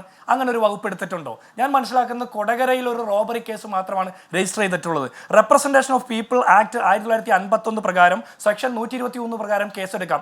അങ്ങനെ ഒരു സെക്ഷൻ ചാർജ് ചെയ്തിട്ടില്ല. അടുത്ത IPC 171B മുതൽ H വരെ ഉള്ള സെക്ഷൻ പ്രകാരം കേസെടുക്കാം. അങ്ങനെ ഒരു സെക്ഷൻസ് ഒന്നും അവിടെ അപ്ലൈ ചെയ്തിട്ടില്ല. 406 പ്രകാരം കേസെടുക്കാം. അങ്ങനെ ചെയ്തിട്ടില്ല. ഇനി ഇങ്ങനെ പണം ഉപയോഗിച്ചുകൊണ്ട് ഇലക്ഷനെ അട്ടിമറിക്കാൻ ശ്രമിക്കുന്ന ഗൂഢാലോചനയ്ക്ക് വേണ്ടിയിട്ട് 120B അപ്ലൈ ചെയ്തുകൊണ്ട് കേസെടുക്കാം. ഇതൊന്നും എടുക്കാതെ ഞങ്ങൾ എൻഫോഴ്സ്മെന്റ് ഡയറക്ടറേറ്റിനും അല്ലെങ്കിൽ CBIക്കും അല്ലെങ്കിൽ ഇലക്ഷൻ കമ്മീഷനും ഒക്കെ കത്തയച്ചുകൊണ്ട് കാത്തിരുന്നു എന്ന് പറഞ്ഞാൽ അത് വിശ്വസിക്കാൻ പാകത്തിലുള്ളതല്ല. അവിടെ നമ്മുടെ മുമ്പിൽ വരുന്ന 3-4 ചോദ്യങ്ങളുണ്ട്. കേന്ദ്ര ധനകാര്യമന്ത്രി നിർമ്മലാ സീതാരാമനും കേരളത്തിന്റെ മുഖ്യമന്ത്രി പിണറായി വിജയനും കേരള ഗവർണർ R. ലേക്കറും തമ്മിൽ കൂടിക്കാഴ്ച നടത്തിയ ആ രഹസ്യം അതെന്താണെന്ന് ഇതുവരെ പുറത്തറിഞ്ഞിട്ടില്ല. മുഖ്യമന്ത്രിയുടെ മകൾ മാസപ്പടിക്ക് പകരമായി കൊടുത്ത സേവനം എന്താണെന്ന് പുറത്തറിയാത്തതുപോലെ, RSS നേതാക്കന്മാരെ കണ്ട ADGP സംസാരിച്ച ആ രഹസ്യങ്ങൾ എന്താണെന്ന് പുറത്തറിയാത്തതുപോലെ, ഇത്തരം കുറേ രഹസ്യങ്ങളുടെ കലവറയ്ക്ക് മേൽ കാവലിരിക്കുന്ന കാരണഭൂതൻ കേരളം ഭരിക്കുന്ന കാലത്ത് ഈ കേരള പോലീസ് വല്ലാത്ത നിഷ്കളങ്കത അഭിനയിച്ചുകൊണ്ട് ഞാൻ പറഞ്ഞിട്ടുള്ള സെക്ഷൻസ് അനുസരിച്ച് കേസെടുക്കാതെ കൊടകരയുമായി ബന്ധപ്പെട്ട, കുഴൽപ്പണവുമായി ബന്ധപ്പെട്ട, ഇലക്ഷൻ പണവുമായി ബന്ധപ്പെട്ട സുരേന്ദ്രൻ ഉൾപ്പെടെയുള്ള BJP നേതാക്കന്മാരെ സംരക്ഷിക്കുന്ന നിലപാട് അതിന് നിങ്ങൾ മറുപടി പറയണം. അല്ല, പോലീസ് അന്വേഷിച്ചു വളരെ വിശദമായി തന്നെ കുറ്റപത്രം സമർപ്പിച്ചു. ഈ പറയുന്ന സമയത്തിനകത്ത് തന്നെ കുറ്റപത്രം സമർപ്പിച്ചു. ഈ കാര്യങ്ങളൊക്കെ പറഞ്ഞു. ഇപ്പോൾ കേരള പോലീസിന്റെ പറയൂലല്ലാത്ത കാര്യങ്ങൾ കൂടി പറഞ്ഞു. അത് മാത്രമല്ല ജിൻഡോ, താങ്കൾ ആ റിപ്പോർട്ട് കണ്ടത്, EDക്ക് അയച്ച റിപ്പോർട്ട് കണ്ടതല്ലേ? എവിടെ നിന്ന് എത്ര രൂപ ഏത് വഴിക്ക് എങ്ങോട്ട് ഏത് വണ്ടിയിൽ പോയി നമ്പർ അടക്കം കൊടുത്ത സമയമടക്കം നമ്പർ അടക്കം കൊടുത്തിട്ടില്ലേ? ഓ ഇപ്പൊ ഈ വീഡിയോ അന്വേഷിക്കാത്ത കേരള എനിക്കൊരു 30 സെക്കൻഡ് ഹാഷ്മി പറഞ്ഞതിനോട് 100% യോജിക്കുന്നു. കേരള പോലീസിന്റെ റിപ്പോർട്ടിനോട് ഞാൻ യോജിക്കുന്നു. ഞാൻ പറഞ്ഞിട്ടുള്ള സെക്ഷൻസ് അനുസരിച്ചിട്ട് എന്തുകൊണ്ടാണ് ചാർജ് ചെയ്യാതിരുന്നത്? അത് ചാർജ് ചെയ്യണമല്ലോ. ശരി, ഞാൻ വരാം. സലീം മടവൂർ താങ്കൾ ഹൈക്കോടതിയിലേക്ക് ED അന്വേഷണം ആവശ്യപ്പെട്ട് പോയ ആളാണ്. സലീം മടവൂർ EDക്ക് താല്പര്യമേ ഉണ്ടായിരുന്നില്ല. ED എത്ര തവണ കോടതി വിളിച്ചു, ഉണരൂ ED ഉണരൂ എന്ന് എത്ര തവണ കോടതി വിളിച്ചു. അതിനുശേഷമാണ് ED കോടതിയിലേക്ക് എത്തിയിട്ട് ഞങ്ങൾ അന്വേഷിക്കാമെന്ന് ലാസ്റ്റ് ഉറക്കച്ചടവിൽ പറയുന്നത് പോലെ പറഞ്ഞു. അതിനുശേഷം പിന്നെയും കോടതി എത്ര തവണ ഇടപെട്ടു, നിങ്ങൾ എത്ര തവണ ഇടപെട്ടു? ലാസ്റ്റ് അങ്ങനെ ഗതികെട്ട് സഹികെട്ട് എടുത്തതാണ് ED ആ കേസ്. താങ്കൾ പരാതിക്കാരനാണ്, സ്വാഭാവികമായും പരാതിക്കാരനോട് ചോദിക്കേണ്ടതാണ്. മിസ്റ്റർ സലീം മടവൂർ, താങ്കൾ എന്തിനാണ് അതിൽ പരാതി കൊടുത്തത് ചോദിക്കാൻ ചോദ്യം ഉണ്ടായോ EDയിൽ നിന്ന് എപ്പോഴെങ്കിലും? ഈ EDയുടെ കോഴിക്കോട് ഓഫീസിൽ ഫസ്റ്റ് പരാതി കൊടുക്കുമ്പോൾ തന്നെ എന്നോട് ചോദിച്ചത് ഈ വാർത്ത നിങ്ങൾ പത്രത്തിൽ വന്നു എന്നാണ് എന്നോട് ഞാൻ ആദ്യം ഈ ഓഫീസിൽ ചെന്നപ്പോൾ പറഞ്ഞത്. അപ്പോൾ ആ ദിവസം ഓഫീസില്ലാത്തത് കൊണ്ട് ഞാൻ ഓഫീസിലെ പെട്ടിയിലിട്ട് വീണ്ടും അടുത്ത തിങ്കളാഴ്ച ദിവസം പോകുമ്പോൾ എന്നോട് ചോദിക്കുന്നത് അവർക്ക് അത് തന്നെ ഈർഷ്യയാണ്, പത്രത്തിൽ ഇത് വന്നു എന്നുള്ളത്. അത് കഴിഞ്ഞ് കേരള ഹൈക്കോടതിയിൽ കേസ് കൊടുത്തപ്പോൾ 6 തവണയാണ് ഒരു സ്റ്റേറ്റ്മെൻറ്റ് ഫയൽ ചെയ്യാതെ കേസ് നീട്ടിക്കൊണ്ടുപോയത്. അവസാനം ഹൈക്കോടതി എൻട്രിയും ഓർഡർ ഇട്ടു, നിങ്ങൾ സ്റ്റേറ്റ്മെൻറ്റ് ഫയൽ ചെയ്യണം. അപ്പോഴാണ് സ്റ്റേറ്റ്മെൻറ്റ് ഫയൽ ചെയ്ത് ഞങ്ങൾ ഇതേക്കുറിച്ച് അന്വേഷിക്കുന്നു, ഞങ്ങൾ ഇതേക്കുറിച്ച് നടപടിയെടുക്കും എന്നൊക്കെ പറഞ്ഞത്. എന്നിട്ടും ഉണ്ടായില്ല. ആ സമയത്ത് ഇവരെന്താ പറഞ്ഞത്? ഷെഡ്യൂൾഡ് ഒഫൻസ് ഇല്ല എന്ന് പറയും. ഈ നിലവിലുള്ള ഇന്ത്യ രാജ്യത്ത് നേരത്തെ നിങ്ങൾ പറഞ്ഞതുപോലെ 2019 മുതൽ 24 വരെയുള്ള 5 വർഷക്കാലത്തെ കണക്ക് പുറത്തു വന്നത് 654 കേസുകളിൽ കേവലം 42 കേസിൽ മാത്രമാണ് നടപടിയെടുക്കാൻ സാധിച്ചത്. 6.54 EDയുടെ കേസ് കുറ്റപത്രം സമർപ്പിച്ചുകൊണ്ട് നടപടിയെടുത്ത ശിക്ഷ വാങ്ങിക്കൊടുക്കാൻ സാധിച്ച കേസുകളുടെ എണ്ണം, മൊത്തത്തിലുള്ള എണ്ണം. അങ്ങനെ ഒരു തരത്തിലും കേസെടുക്കില്ല. മറ്റുള്ള പ്രതിപക്ഷ നേതാക്കളുടെ കാര്യത്തിൽ എന്താ ചെയ്യുക? കേസ് പിടിച്ചിട്ടാണ് പിന്നീട് ഷെഡ്യൂൾഡ് ഒഫൻസ് ഉണ്ടാക്കുകയാണ്. ഇപ്പോൾ ഞാൻ മനസ്സിലാക്കിയെടുത്തോളം 50,000 രൂപയുടെ ഒരു തട്ടിപ്പ് കേസ് പോലും അല്ലെങ്കിൽ പിടിച്ചുപറി പോലും ഇതിൻ്റെ ഷെഡ്യൂൾഡ് ഒഫൻസ് ആക്കി വെച്ചുകൊണ്ട് ഈ കേസ് ആളുകളുടെ പേരിൽ എന്ത് കേസും എടുക്കാം.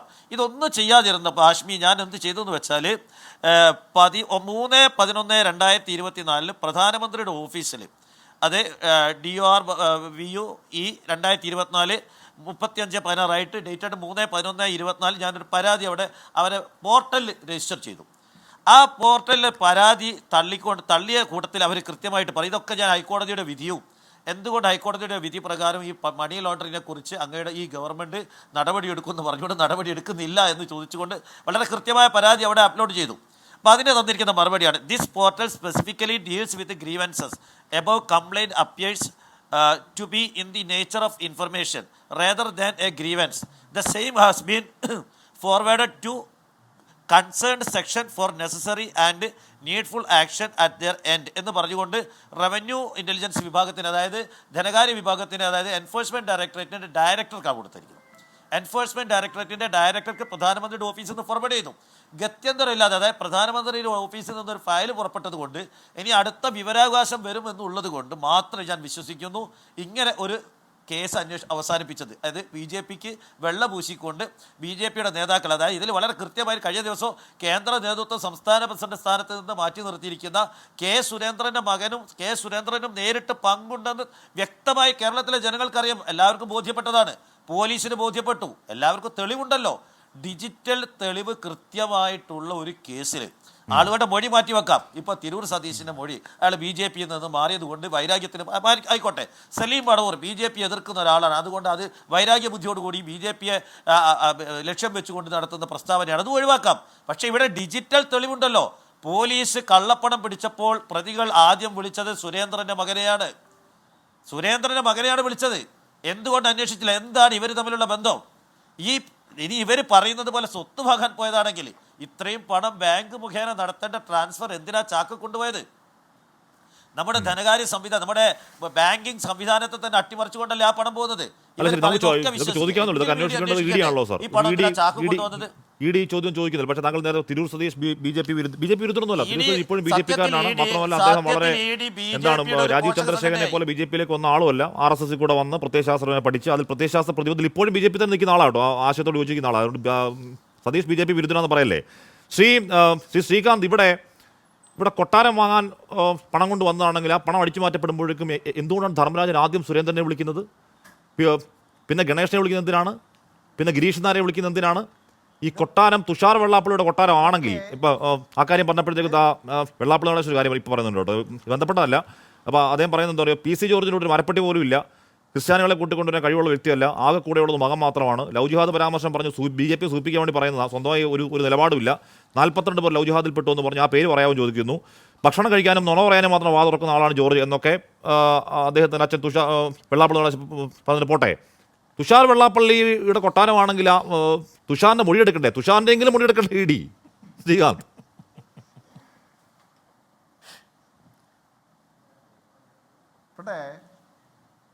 ഇവിടെ ഇ ഡിക്കെതിരായിട്ട് വലിയ ശക്തമായിട്ടുള്ള ആരോപണങ്ങളാണല്ലോ ഉന്നയിച്ചിട്ടുള്ളത്. ഇ ഡി വെറും 193 കേസ് മാത്രമല്ല അന്വേഷിച്ചിട്ടുള്ളത്. ഇ ഡി, നിങ്ങൾ ഇ ഡിയുടെ സൈറ്റിൽ പോയാൽ മനസ്സിലാക്കാൻ പറ്റും. ഓരോ ദിവസവും ഈ കള്ളപ്പണവുമായി ബന്ധപ്പെട്ടിട്ട് പിടിച്ചെടുക്കുന്ന പണം അതിൻ്റെ ന്യായമായിട്ടുള്ള അവകാശികൾക്ക് തിരിച്ചു കൊടുക്കുന്നതൊക്കെ ദിവസവും എൻഫോഴ്സ്മെൻറ്റ് ഡയറക്ടറേറ്റിലെ വെബ്സൈറ്റിൽ കാണാം. ഏകദേശം 1 ലക്ഷം കോടിയിലേറെ രൂപയാണ് ഇതിനകം ഇ ഡി കണ്ടുകെട്ടിയിട്ടുള്ളത് പല കേസുകളിലായിട്ട്. അതുകൊണ്ട് നിങ്ങൾ ഈ പ്രതിപക്ഷത്തിൻ്റെ 193 കേസിനെ പിടിച്ച് ഇ ഡിയെ വല്ലാണ്ടങ്ങ് അതിൻ്റെ ബിജെപിയുടെ വക്താവല്ലോ, ഇഡിയുടെ വക്താവല്ലോ ആണോ? മറുപടി പറയണ്ട. ഇത് രാജ്യസഭയിൽ റഹീമിന്റെ ചോദ്യത്തിന് മറുപടിയെ പറഞ്ഞതാ. താങ്കൾ ഇഡിയുടെ വക്കീലാവല്ലേ? ശ്രീ ആഷ്മി, താങ്കൾ മറ്റുള്ളവർ അല്ലല്ല, ഇ ഡിയുടെ വക്കീലല്ല, ഞാൻ വസ്തുതയാ പറയുന്നത്. താങ്കൾക്ക് പക്ഷമുണ്ട്, അതൊന്നും തെറ്റല്ല. താങ്കൾക്ക് രാഷ്ട്രീയമുണ്ട്, അത് തെറ്റല്ല. താങ്കൾ അവിടെ ആങ്കറായിട്ട് ഇരിക്കുമ്പോൾ വ്യക്തമായിട്ടുള്ള ബി.ജെ.പിക്ക് എതിരായിട്ടുള്ള നിലപാടുണ്ട്, അതായിക്കോളൂ. അതിൽ ഞങ്ങൾക്ക് ആക്ഷേപമില്ല. അത് ഉണ്ട് എന്ന് അറിഞ്ഞുകൊണ്ട് തന്നെയാണ് താങ്കൾ വിളിക്കുമ്പോൾ ഞങ്ങൾ ബി.ജെ.പിയുടെ പ്രതിനിധികളായിട്ട് വന്നിരിക്കുന്നത്. പക്ഷെ സാമാന്യമായിട്ട് മറ്റുള്ളവരോട് കാണിച്ച സഹിഷ്ണുത ഞങ്ങളോടും കാണിക്കണം. അതാണ് ആദ്യം തൊട്ട് തന്നെ പറയുന്നത്. അത് ഞങ്ങൾ പറയുന്നത് കേൾക്കാൻ താങ്കളും ക്ഷമ കാണിക്കണം. അല്ലെങ്കിൽ ഞങ്ങളെ ചർച്ചയ്ക്ക് വിളിക്കരുത്. ഞങ്ങൾക്ക് ആക്ഷേപമില്ലല്ലോ നിങ്ങൾ വിളിച്ചില്ലെങ്കിൽ. ഞാൻ പറയുന്നത് കേൾക്കൂ. ഇവിടെ LDFും UDFും കരുവന്നൂർ പിന്നെ ബാങ്ക് തട്ടിപ്പ് നടത്തി. ആരാണ് ആ പണം തിരിച്ച് പിന്നെ കണ്ടുകെട്ടുന്ന ആ പണം, പിന്നെ അഴിമതി പണം കണ്ടുകെട്ടി അതിൻ്റെ യഥാർത്ഥ ഉടമകൾക്ക് കൊടുക്കാൻ വേണ്ടി നോക്കുന്നത് കേരളത്തിൻ്റെ പോലീസാണോ? കേരളം പിണറായി വിജയൻ്റെ സഹകരണ വകുപ്പാണോ? അല്ലല്ലോ. അവരൊക്കെ അന്വേഷിച്ച് ആ തട്ടിപ്പുകാർക്കൊപ്പം നിൽക്കുമ്പോൾ ഇ ഡിയാണ് ഏതാണ്ട് 56 കോടി രൂപ കരുവന്നൂർ കേസിൽ മാത്രം കണ്ടുകെട്ടി അതിൻ്റെ യഥാർത്ഥ ഉടമകൾക്ക് കൊടുക്കാൻ വേണ്ടി പോകുന്നത്. അതുപോലെ തന്നെ ഈ നാട്ടിലെ കള്ളപ്പണം വിജയ് മല്യ ഈ ബാങ്കുകൾ കൊള്ളയടിച്ച് വിദേശത്തേക്ക് പോയി. ആ വിദേശത്തേക്ക് പോയ വിജയ് മല്യയുടെ ഏതാണ്ട് 18,000 കോടി രൂപ തിരിച്ച് SBI ബാങ്കിന് കൊടുത്തതാരാ? ഇ ഡിയാണ്. അതുപോലെ തന്നെ മോദി ഉൾപ്പെടെയുള്ള ബാങ്ക് തട്ടിപ്പ് കേസിൽ ഇവിടെ നിന്ന് UPA സർക്കാർ വഞ്ചിച്ച് വിദേശത്തേക്ക് കടന്നുപോയി സ്വത്ത് കണ്ടുകെട്ടി തിരിച്ചേൽപ്പിച്ചു. അങ്ങനെയുള്ള കാര്യങ്ങളൊക്കെ ഉണ്ട്. അതൊക്കെ വിസ്മരിക്കരുത്. നിങ്ങൾ 193 കേസിന്റെ കാര്യം മാത്രം പറഞ്ഞ് ഇതിനെ ഇല്ലാതാക്കരുത്. പിന്നെ വേണ്ടി വാദിക്കുകയൊന്നുമില്ല. 193 കേസിന്റെ കാര്യം ഞാൻ പറഞ്ഞതല്ല. താങ്കൾ എന്റെ രാഷ്ട്രീയ ആരോപിച്ചോളൂ, കുഴപ്പമില്ല. BJP പറയുന്നത് 193 പ്രതിപക്ഷ നേതാക്കളല്ല, 193 രാഷ്ട്രീയക്കാർക്കെതിരെ എടുത്ത കേസിൽ കഴിഞ്ഞ 10 വർഷത്തിൽ കുറ്റക്കാരെന്ന് കണ്ടെത്തിയവർ 2 പേരാണ്. തെളിയിക്കാൻ കഴിഞ്ഞ കേസ് 2 പേരാണ് എന്നത് രാജ്യസഭയിൽ കേന്ദ്ര സർക്കാർ പറഞ്ഞതാ ശ്രീകാന്ത്, ഞാനാണോ പറഞ്ഞേ? ഇനി 193 രാഷ്ട്രീയക്കാരിൽ 95% മുകളിൽ ആരാ? പ്രതിപക്ഷ നേതാക്കളാ. പ്രതിയോഗികളെ വേട്ടയാടുന്നുണ്ടെങ്കിൽ അതെ നിൽക്കട്ടെ, പറയുന്നത് കേൾക്കൂ. അതില് ആ പെൻഡിങ് കിടക്കുന്നതില് സോണിയാഗാന്ധിയും ഉണ്ട്, രാഹുൽ ഗാന്ധിയും ഉണ്ട്. അവരോടൊന്നും ഞങ്ങൾ ഒത്തുതീർപ്പാക്കിയെന്ന് കോൺഗ്രസ്സുകാരും പറയില്ല, CPM-കാരും പറയുന്നില്ല. ശരിയാ, അതിൽ BJP-ക്കാരില്ല. അതിൽ BJP-ക്കാർ 193 പേരിൽ 95% മുകളിൽ പ്രതിപക്ഷ നേതാക്കളെ ഉള്ളൂ. 195 കേസുകളിൽ 95% മുകളിൽ പ്രതിപക്ഷ നേതാക്കളെ ഉള്ളൂ. പ്രതിപക്ഷ നേതാക്കന്മാർക്കെതിരായിട്ട് പരാതി കിട്ടിയത് കൊണ്ടാണ്. ഇതിൽ ഏതെങ്കിലും BJP നേതാക്കന്മാർക്ക് പരാതിയുണ്ടോ? എതിരായിട്ട് പരാതിയില്ല. BJP എന്ന് മാത്രം പറഞ്ഞു നടക്കുന്നതാണ്. പിന്നെ ഇതില് താങ്കൾ പറയുന്നത് പോലെയല്ല, ഇതില് ഹൈക്കോടതിയില് ഹിമന്ത ബിശ്വ ശർമ്മക്കെതിരെ നിങ്ങൾ ബുക്ക്ലെറ്റ് ഇറക്കിയവരാ. കേസ് കൊടുത്തിട്ടുണ്ട്. ഹിമന്ത ബിശ്വ ശർമ്മയുടെ അഴിമതികൾ എന്ന് പറഞ്ഞ് നിങ്ങൾ ബുക്ക്ലെറ്റ് ഇറക്കിയവരാ കേട്ടോ. ഞാൻ ഒറ്റ കാര്യം ഹിമന്ത ഒറ്റ ബിശ്വ കാര്യം ശർമ്മയുടെ പറഞ്ഞ് അഴിമതികൾ അവസാനിപ്പിക്കാം. എന്ന് പറഞ്ഞ് നിങ്ങൾ ബുക്കിലെറ്റ് ഇറക്കിയവരാ. ഒറ്റ- എന്താ ഒറ്റ- ബർജർ ഒറ്റ- ലൂയിസ് അഴിമതി എന്നൊക്കെ പറഞ്ഞ് എന്നിട്ട് ഹിമന്ത ബിശ്വ ശർമ്മ ഇപ്പൊ നിങ്ങളുടെ ഏറ്റവും വലിയ പുണ്യാളനാ. മുകുൾ റോയ്, സുവേന്ദു അധികാരി, നേരത്തെ ഈ അശോക് ചവാൻ, പരാതിക്കാരൻ എത്ര പറഞ്ഞതിന് പേരാ ഉത്തരം പറഞ്ഞിട്ടേക്കാം. എത്ര പേരാ ഞാൻ കൊടിയ പറഞ്ഞത് അഴിമതി കേട്ടോ. ആരോപണം ഉന്നയിക്കുകയും കൊടിയ അഴിമതിക്കാർ തിരികെ നിങ്ങളുടെ വാളത്തിലേക്ക് എത്തിയപ്പോഴേക്കും അവർ ഗാന്ധിയന്മാരായ എത്ര നേതാക്കളുടെ പേര് അയച്ചു തരണം, അവരുടെ കേസിന്റെ ഡീറ്റെയിൽസ് അയച്ചു തരണം. എന്നിട്ട് താങ്കൾ ഇ ഡി മഹാത്മ്യം പറയാണോ? നിക്കട്ടെ, ഞാൻ പറയട്ടെ. ആ. ആഷ്മി, ശ്രീ ആഷ്മി, താങ്കൾ ചോദിച്ച ചോദ്യത്തിന് ഞാൻ മറുപടി പറയാം. അങ്ങനെ ഉണ്ട്. താങ്കൾ ഒരുപാട് ആൾക്കാരുടെ പേര് പറഞ്ഞു. അവർ അഴിമതിക്കാരായിട്ടുണ്ടെങ്കിൽ ഈ പറയുന്ന പ്രതിപക്ഷം, ആ പ്രതിപക്ഷം കോടതിക്ക് പോകാമല്ലോ. അവർക്ക് ഈ ആരോപണങ്ങൾ അന്വേഷിച്ചില്ല. അവർ പാർട്ടി മാറിയതുകൊണ്ട്, BJP-യിൽ ചേർന്നതുകൊണ്ട് അവരുടെ കേസ് അന്വേഷിച്ചില്ല. അത് പിന്നെ അന്വേഷണം മരവിപ്പിച്ചു, അട്ടിമറിച്ചു എന്ന് പറഞ്ഞ് കോടതിയെ സമീപിക്കാമല്ലോ. ആരോപണങ്ങളുണ്ട് എന്ന് പറഞ്ഞുകൊണ്ട് മാത്രം താങ്കൾ ഒരു വക്കീലല്ലേ, താങ്കൾ അഭിഭാഷകനല്ലേ, അങ്ങനെ കേൾക്കുന്നവർക്ക് ചിരി വരുന്ന വാദം ഉന്നയിക്കില്ലേ? നമ്മുടെ ചർച്ച നടക്കുന്നു. നിങ്ങൾ 4 പേരും കൂടിയിട്ട് നിങ്ങളുടെ ചർച്ച കേട്ടിട്ട് ഇഡിക്ക് നടപടി എടുക്കാൻ പറ്റുമോ? പറ്റൂല. സമർപ്പിക്കാൻ BJP-യുടെ താല്പര്യം നോക്കിയേ പറ്റൂ. BJP-യുടെ താല്പര്യം ഞാൻ അംഗീകരിക്കുന്നു. BJP-യുടെ താല്പര്യം നോക്കിയേ പറ്റൂ.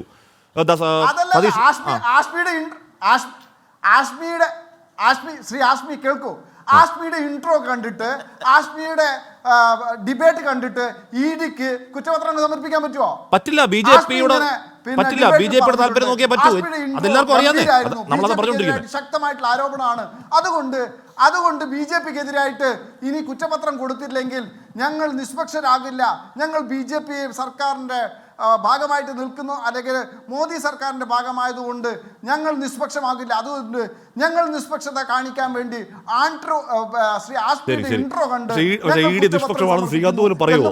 ആത്മാർത്ഥമായിട്ട് പറ. ഈ കേസിൽ അങ്ങനെ BJP-യുടെ താല്പര്യം സംരക്ഷിക്കാനൊന്നും ഇഡിക്ക് പറ്റില്ല. കാരണം ഇത് ഹൈക്കോടതി അടക്കം നിരീക്ഷിക്കുന്ന കേസാ. ശരിയായിട്ടുള്ള ദിശയിൽ അന്വേഷിച്ചു. സതീഷ്, ഇത് ഹൈക്കോടതി അടക്കം നിരീക്ഷിച്ച കേസാണ്.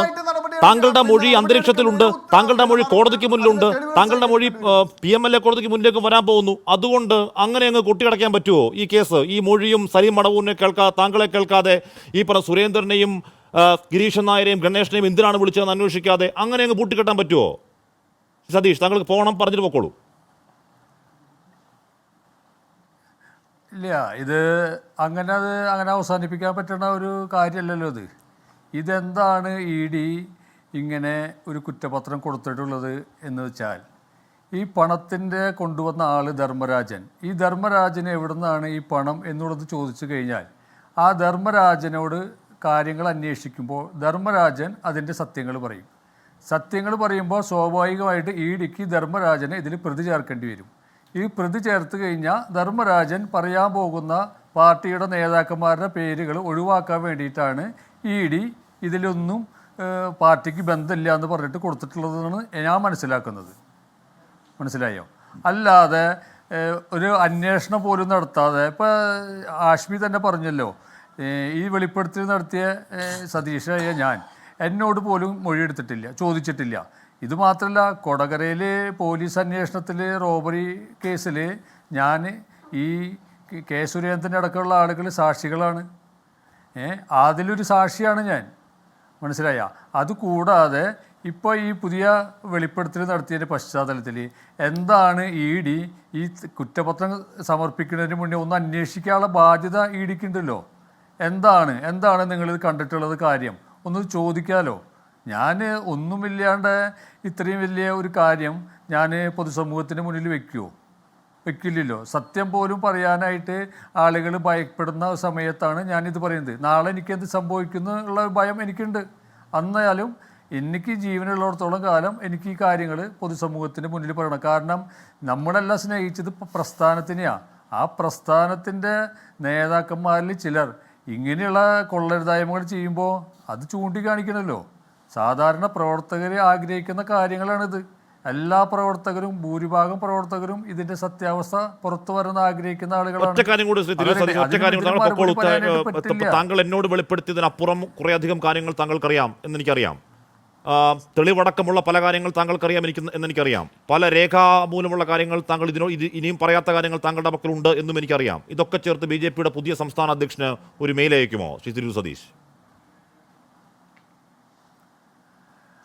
പുതിയ സംസ്ഥാന അധ്യക്ഷനെ മെയിൽ അയക്കൽ മാത്രമല്ല, ഞാൻ നേരിട്ട് കാണാനായിട്ട് സാധിക്കുമെന്ന് ഞാൻ ശ്രമിക്കും. നേരിട്ട് കാണാനായിട്ട് അദ്ദേഹം സമയം തരികയാണെങ്കിൽ ഞാൻ നേരിട്ട് പോയിട്ട് കാര്യങ്ങൾ കണ്ടു പറയും. കാരണം ഞാനിപ്പോഴും ഈ സംഘടനയിൽ വിശ്വസിച്ച് നിൽക്കുന്ന ഒരാളാണല്ലോ. ഈ ചില ആളുകൾക്ക് വേണ്ടിയിട്ട് എനിക്ക് സംഘടനയിൽ നിന്ന് മാറിപ്പോകേണ്ട ആവശ്യമില്ല. രണ്ടാമത് ഈ വക കാര്യങ്ങൾ ചെയ്ത ആളുകളിനെയാണല്ലോ സംഘടന ശിക്ഷിക്കേണ്ടത്, അല്ലാതെ സത്യം വിളിച്ചു പറഞ്ഞ എൻ്റെ മേലെ. താങ്കളുടെ പക്കലുള്ള ഈ പറയുന്ന ഫോൺ സംഭവങ്ങളും രേഖകളും ഒക്കെ അങ്ങോട്ടേക്ക് പോകുമല്ലോ. ഷീഡിക്ക് മനസ്സിലാവാത്ത കാര്യം ചിലപ്പോൾ BJP സംസ്ഥാന അധ്യക്ഷൻ മനസ്സിലായെങ്കിലോ. Thank you Satheesh. കെ അനിൽകുമാർ, ഇവിടെ ഏതെങ്കിലും അന്വേഷണ ഏജൻസി എത്രത്തോളം ഒറ്റക്കണ്ണ് കിട്ടിയ കുതിരയാണെന്ന് പറഞ്ഞാലും നമ്മുടെ നാട്ടിൽ നിയമ സംവിധാനങ്ങളില്ലേ ശ്രീ കെ അനിൽകുമാർ?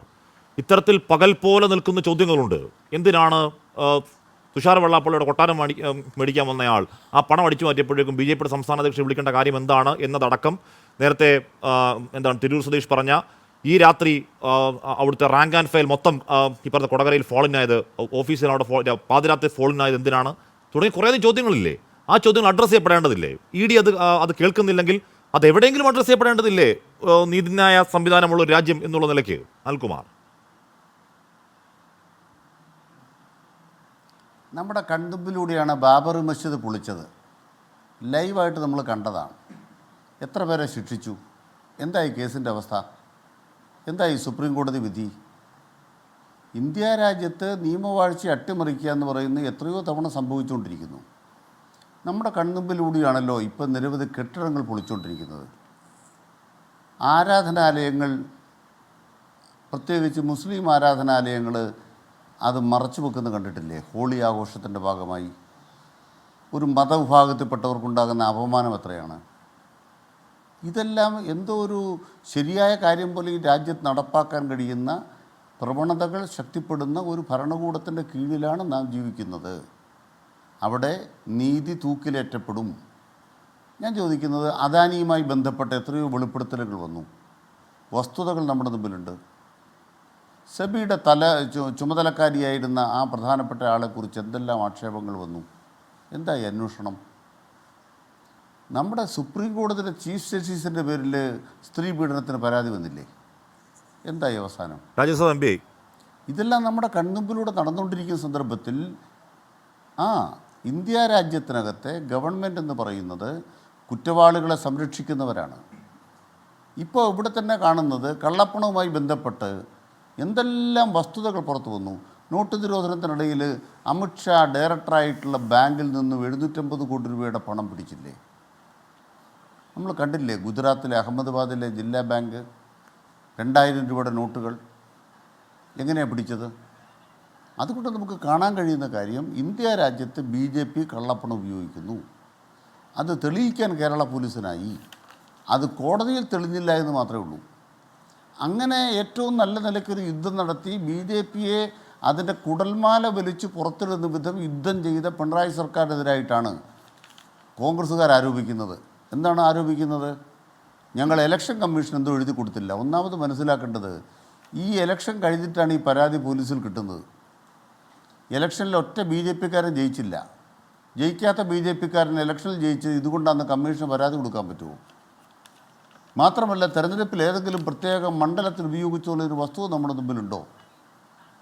അപ്പോൾ അതുകൊണ്ട് തന്നെ പിണറായിയെ ആക്രമിക്കാൻ ഞങ്ങൾ പറയുന്നത്, ED ഉപയോഗിച്ചുകൊണ്ട് വേട്ട നടത്തിയിട്ട് അതിൻ്റെ ഭാഗമായി കേസെടുത്തിട്ട് ഇലക്ട്രൽ ബോണ്ട് എത്ര കോടി രൂപ BJP വിഴുകി?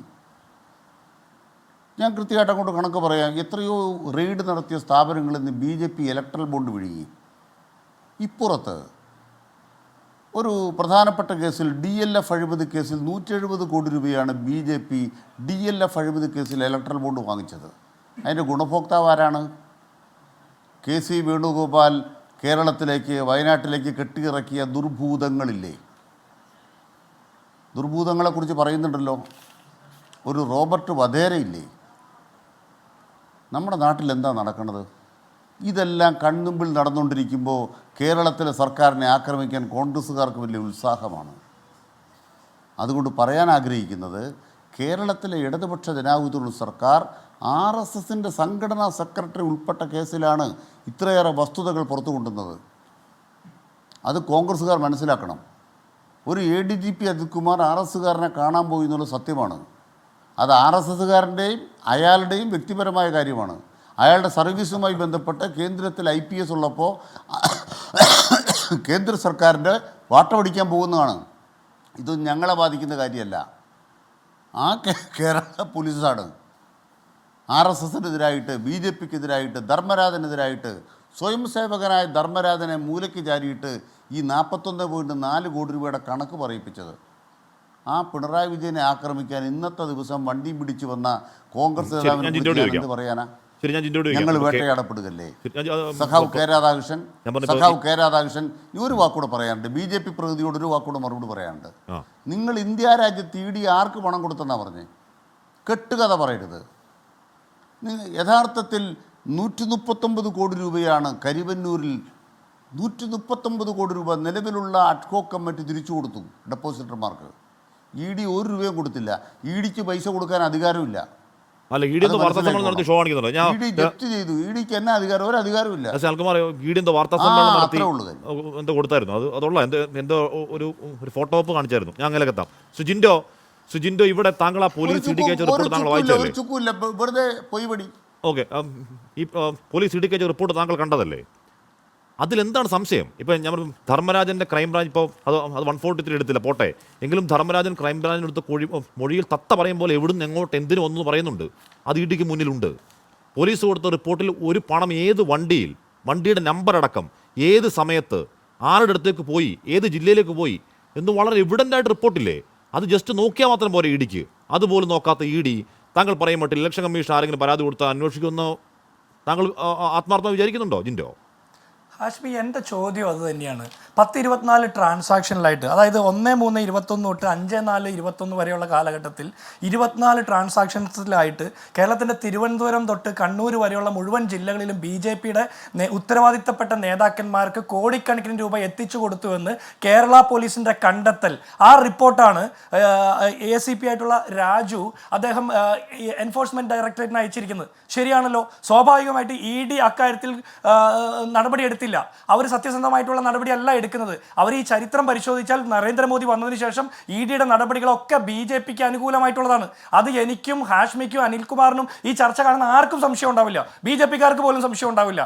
എൻ്റെ ചോദ്യം, EDയിൽ നിന്ന് നിഷ്പക്ഷമായിട്ടുള്ള ഒരു അന്വേഷണം പ്രതീക്ഷിച്ചുകൊണ്ട് കേരള പോലീസിന് എടുക്കാമായിരുന്ന വകുപ്പുകൾ പ്രകാരം കേസ് എടുക്കാതിരുന്നത് കേരള പോലീസിന്റെ ഉത്തരവാദിത്ത ലംഘനമല്ലേ?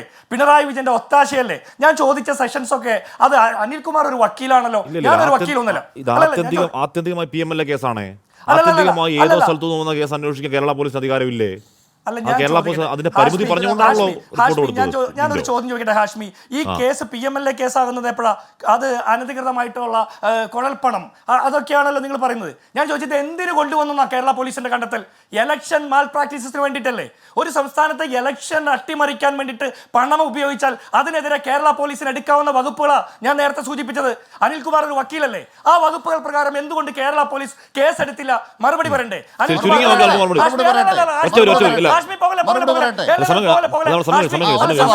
എനിക്ക് വേണം സമയം. ഹാഷ്മി, എനിക്ക് സമയം കള്ളമല്ല. അനിൽകുമാർ പറഞ്ഞ BJP ഇലക്ഷനിൽ ജയിക്കാത്തത് കൊണ്ട് കേസെടുത്തില്ല. കാസർഗോഡ് ഞാൻ പറയട്ടെ ഹാഷ്മി, എന്നെ ഒന്ന് അനുവദിക്ക്. എനിക്ക് ഞാൻ പറയട്ടെ, കാസർഗോഡ് സുന്ദരയ്ക്ക് പണം കൊടുത്ത കേസിൽ എങ്ങനെയാണ് കേരള പോലീസ് കേസെടുത്തത്?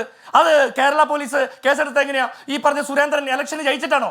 അല്ല, കോടതി നിർദ്ദേശിച്ചു കേരള പോലീസിന് ഇലക്ഷൻ അട്ടിമറിക്കാൻ വേണ്ടിയിട്ട് പണം ഉപയോഗിച്ച് മാൽ പ്രാക്ടീസ് നടത്തിയാൽ കേസെടുക്കാനുള്ള വകുപ്പുകളുണ്ട്. അതാ ഞാൻ നേരത്തെ സൂചിപ്പിച്ചത്. അതിന് RSSന്റെ പിന്തുണയോടുകൂടിയാണ്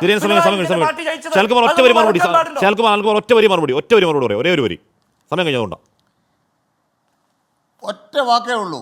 നമ്മുടെ കയ്യിലുള്ള പണം എന്ന് പറയുന്നത് കൊടകരയിൽ പിടിച്ചു പറിച്ച പണമാണ്. മറ്റേ 41.4 കോടി രൂപയുടെ ബാക്കി പണം ഇല്ല.